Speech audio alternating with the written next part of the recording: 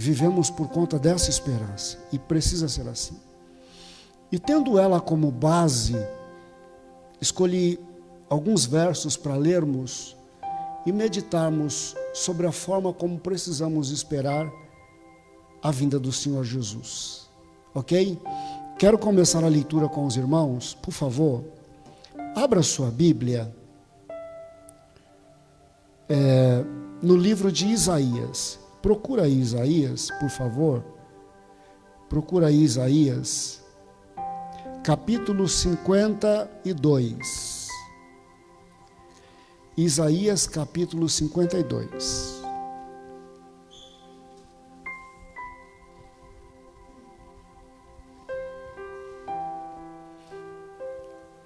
E depois de ler o verso que nós vamos ler, eu vou aqui trazer um contexto do que está escrito aqui, tá bom? Isaías capítulo 52, o verso 7. Isaías capítulo 52, o verso 7. Vamos ler? Vamos ler? Que formosos são sobre os montes os pés do que anuncia o quê?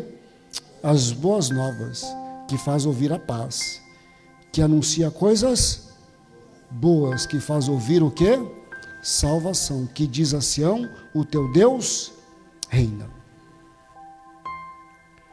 Esse verso está falando de alguém que os pés dessa pessoa, para onde ele é conduzido para dar boas notícias, para falar coisas boas, não é?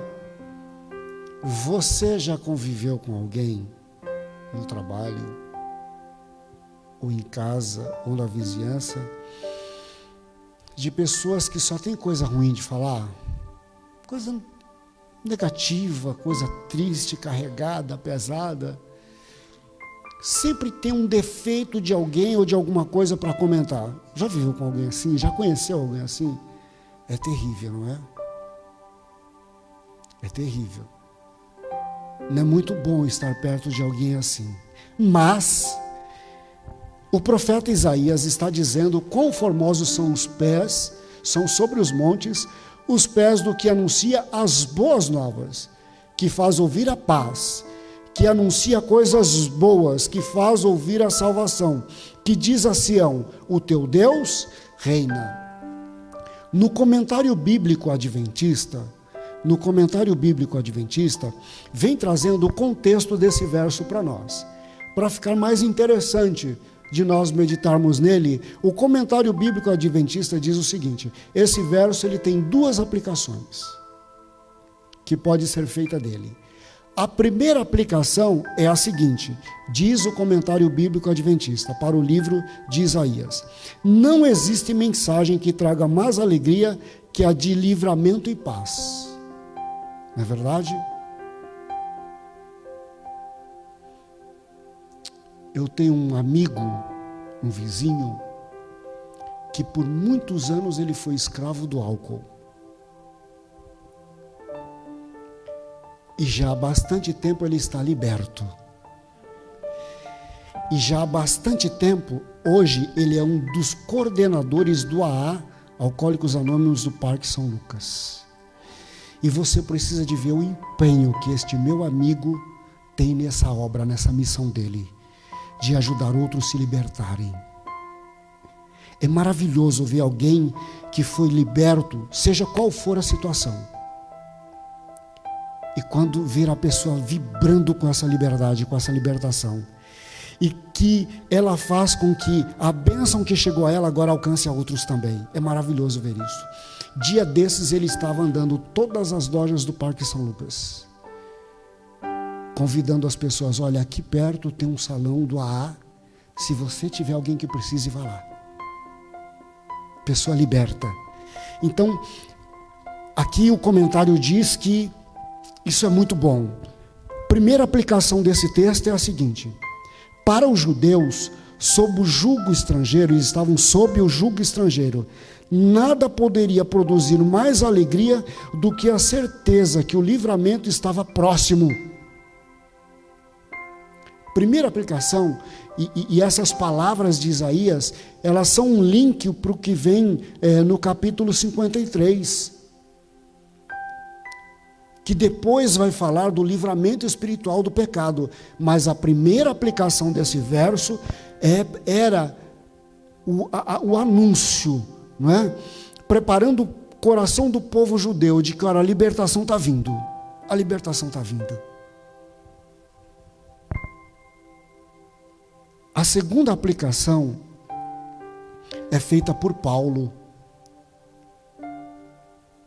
Paulo aplica estas palavras de Isaías à proclamação da mensagem do Evangelho. Lá em Romanos 10, 15, nós não vamos ler, mas é lá que ele faz essa segunda aplicação. O livramento aqui predito era primeiramente o do Israel nacional, resgatado das nações que o oprimiam. A primeira aplicação desse verso era essa. Israel, você vai ser liberto. Deus vai tirar você dessa prisão. O livramento aqui predito, então, era primeiramente para Israel. Em segundo lugar, do maior livramento do pecado e de todo o mal, por meio do servo sofredor, que Isaías 53 descreve muito bem. O Messias, que viria para libertar a todos. Essa era a mensagem. E aqui, Isaías está destacando, olha, uma pessoa que traz uma mensagem dessa para a nação de Deus, olha, você vai ser liberto, Deus está trazendo livramento, não se preocupe, olha, a hora boa está chegando, o livramento está chegando, não fique desesperado, confie, Deus está para libertar. E essa mensagem, quando o povo de Israel ouvia, com certeza eu posso imaginar o coração das pessoas, o quê? Daqueles que acreditavam, daqueles que não eram pessimistas, mas que criam na mensagem, dizia, olha, eu imagino que o coração dessas pessoas vibrava, nossa libertação está vindo, finalmente está chegando. E eu imagino que as pessoas sonhavam com esse dia. E aí Paulo pega essas palavras de Isaías para dizer, olha, a maior de todas as libertações, ou a maior de toda a libertação que o ser humano de fato precisa, está para chegar. E Isaías anuncia isso muito bem no capítulo 53, quando ele fala da vinda do Messias. A maior de todas as libertações está por vir, que é a libertação do pecado, a escravidão do mal. E Isaías está chamando de abençoado. E Paulo faz essa segunda aplicação. A pessoa que leva a mensagem de libertação para outra é uma pessoa o quê? Abençoada. É uma pessoa feliz.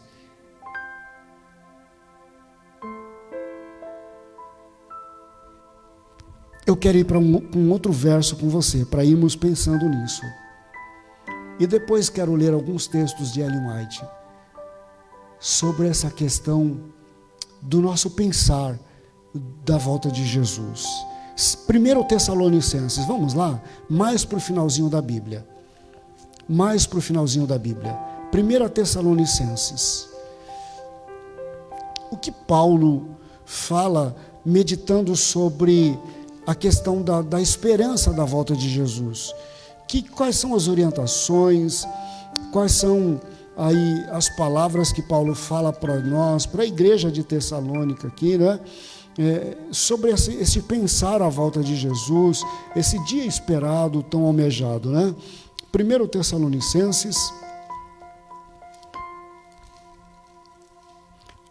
capítulo 5, verso 6. Quando Flávio fez o convite, foi ele quem me fez o convite para estar aqui, ele falou, irmão Gilberto, tem um tema do que você vai falar? Eu mandei uma palavra para ele, e essa palavra está no contexto do que nós vamos ler aqui. Tessalonicenses, 1 Tessalonicenses, capítulo 5, verso 5, e depois, verso 6. Paulo está pensando, Paulo refletindo sobre a volta de Jesus, ele escreveu para a igreja de Tessalônica essas palavras. Assim, pois, o quê? Não durmamos, como os demais. Pelo contrário, e essa foi a palavra que eu mandei por Flávio, vigiemos e sejamos sóbrios. Quando ele fala de dormir, ele está falando de desleixo, de desatenção, ele está falando de falta de cuidado com as coisas espirituais, com a vida espiritual. Não durmamos. E ele usa uma outra expressão interessante aqui. Não durmamos como alguns têm dormido espiritualmente. Pelo contrário, vigiemos e sejamos sóbrios. Sobriedade é ter mente clara. Estejamos atentos ao que Deus diz e às muitas coisas que temos ouvido no mundo.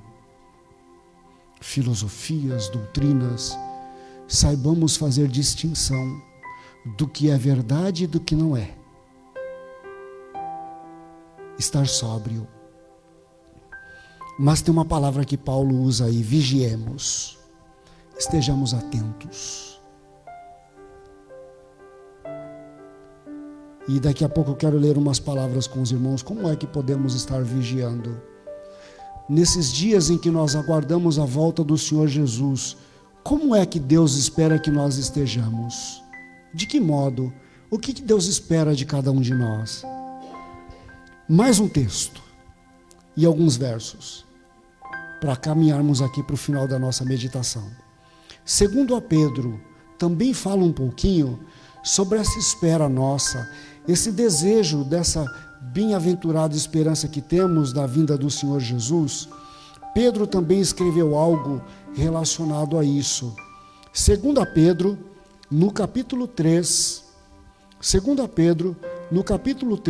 e aqui nós vamos ler alguns versos, tá bom? O verso 8, depois vamos ler mais uns versos aqui, tá bom? Vamos começar com 2 Pedro, capítulo 3, verso 8. Vamos ler?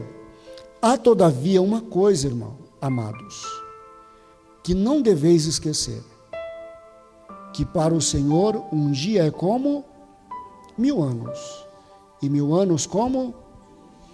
O que Pedro está dizendo aqui? Se você acha que a volta de Jesus está demorando, Deus não está preso ao tempo, como nós estamos. Certa vez eu ouvi uma frase de alguém que diz assim: quanto tempo nós esperamos pela volta de Jesus? Só se espera uma vida, irmãos. Só uma vida, não é? Deus não está preso ao tempo. Então não se preocupe, nossa, mas agora Deus esqueceu, Deus está atrasado. Deus não está preso ao tempo, como nós estamos, não é? E ele vai falar algumas coisas assim, não julgue que ele esteja demorando, calma, é a misericórdia dele que está agindo. Vamos para o verso 11. E aí ele diz uma coisa assim: visto que todas essas coisas hão de ser assim desfeitas, deveis ser tais como os que vivem em santo o quê? Procedimento e piedade. Ele fala de algumas descrições do que viria no mundo, de algumas coisas acontecendo, e ele diz: se você sabe que essas coisas estão para acontecer, então nós que estamos aguardando a vinda do Senhor, precisamos viver de que maneira? De que maneira? Em santo procedimento e piedade. Você diz que é crente? Você é crente mesmo? Então mostre isso através da sua vida, através das suas atitudes, de suas palavras.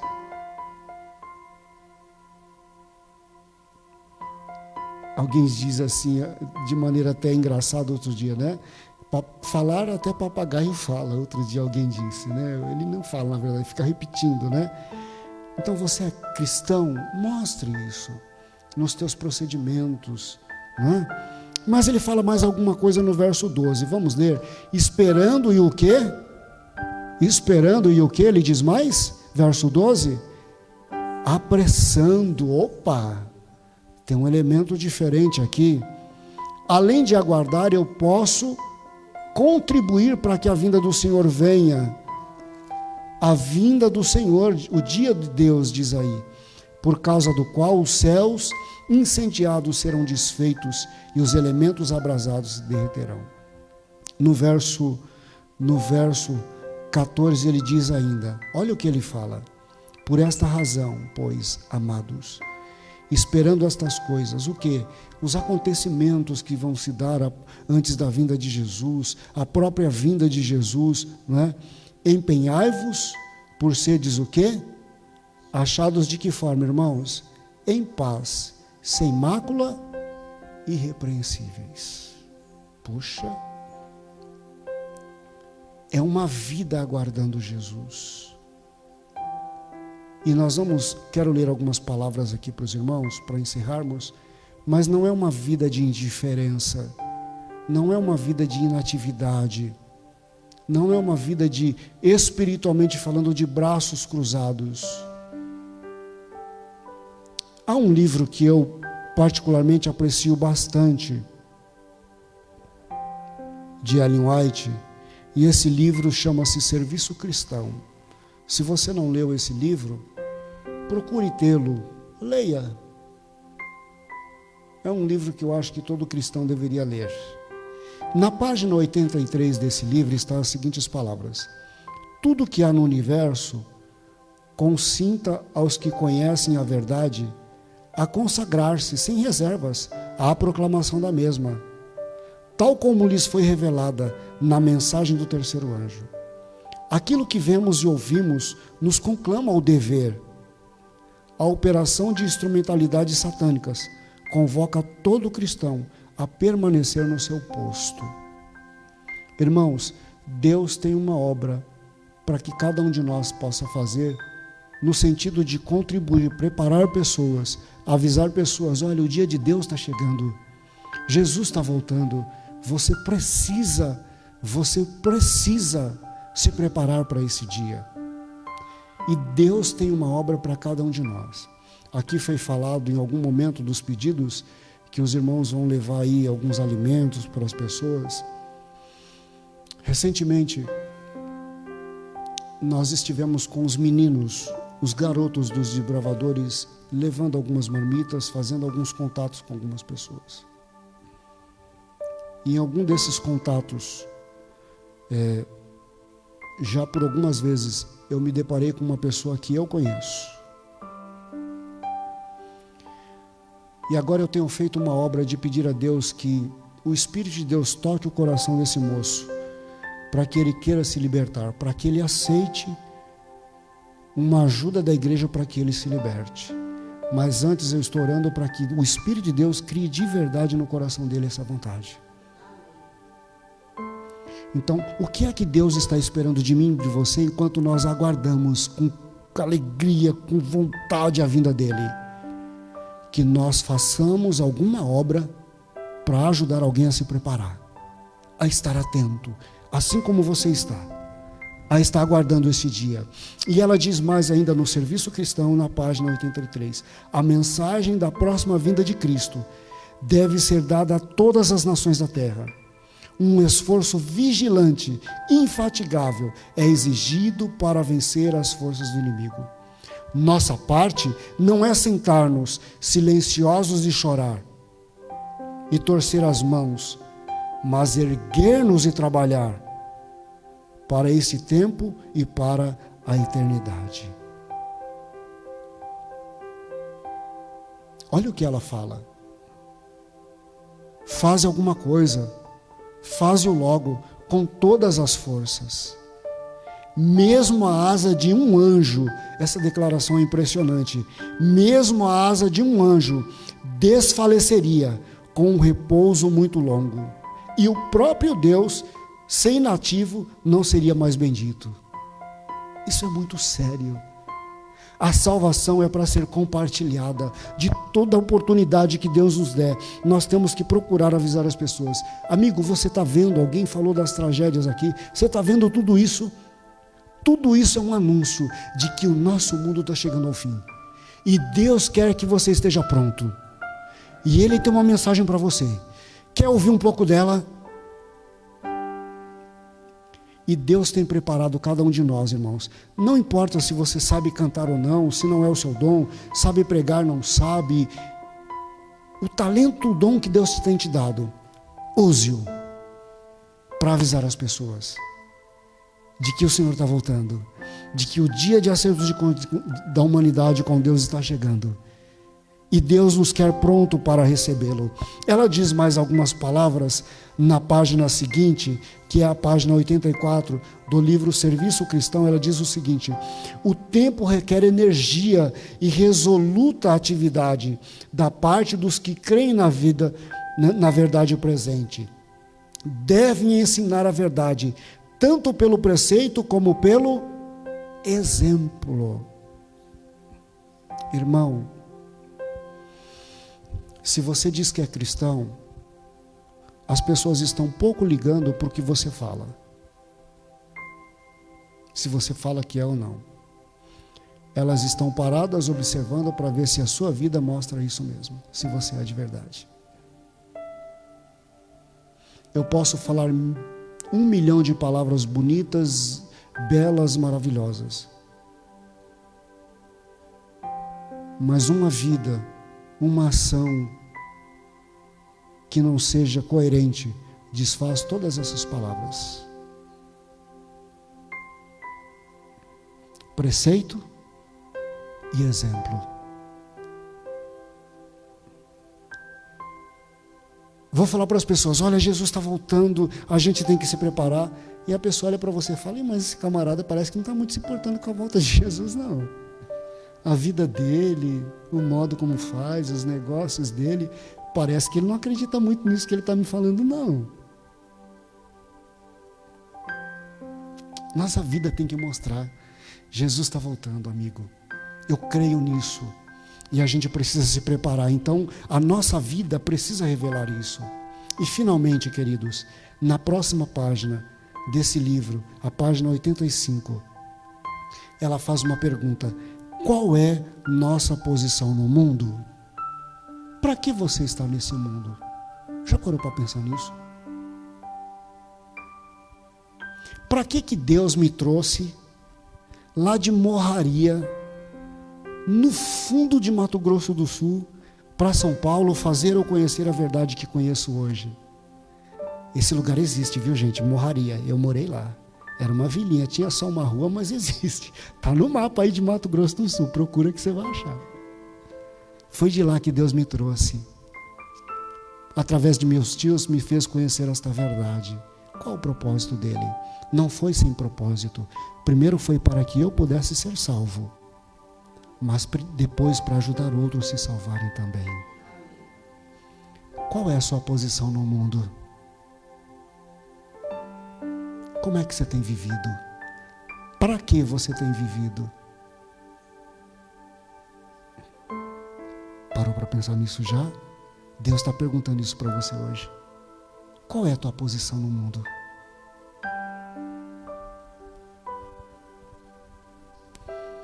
E ela continua, mas esse período, estamos no tempo de espera, mas esse período não deve ser despendido em abstrata devoção.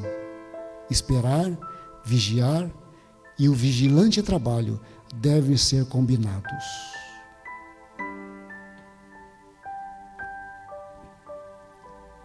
Vivemos numa época em que não devemos existir absolutamente, em que não deve existir absolutamente preguiça espiritual. Toda alma deve ser carregada com a celeste corrente da vida. Toda alma deve ser carregada com a celeste corrente da vida. Amado, Deus tem um propósito para a tua vida. Sabe, quando a gente se deixa guiar pelo propósito de Deus, talvez o trabalho que Deus, onde Deus vai te colocar em empresa, talvez você vai, mas não era aqui que eu queria estar. Mas é possível que ali existe alguém que Deus está querendo usar você, não é outro, não pode ser outro, Gilberto, Valmir, tinha que ser você para levar a mensagem para aquela pessoa. Às vezes a gente ora, Deus, me dá uma casa, me dá uma casa. Aí Deus te coloca numa casa, mas não era aqui que eu queria, mas tá bom. Deus tem propósito para você.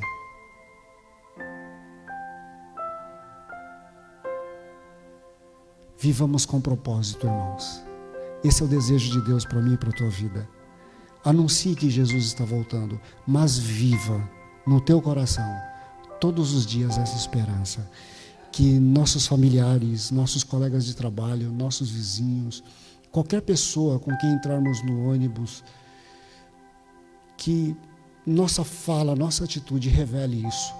Que nós não somos daqui, estamos passando por este mundo. E que breve, muito breve, todas as mazelas deste mundo ficarão para trás. E finalmente, estaremos para sempre com o Senhor. Mas enquanto esse dia não chega, vivamos de maneira sóbria, vivamos de maneira sábia, e que a nossa vida seja uma corrente de vida como está aqui, para alcançarmos a outros também. Deus abençoe você. Que sejamos pessoas cheias do Espírito de Deus, sejamos bênção, onde nós estivermos, que sejamos bênção para a honra e glória do Senhor Jesus. Amém? Deus te abençoe.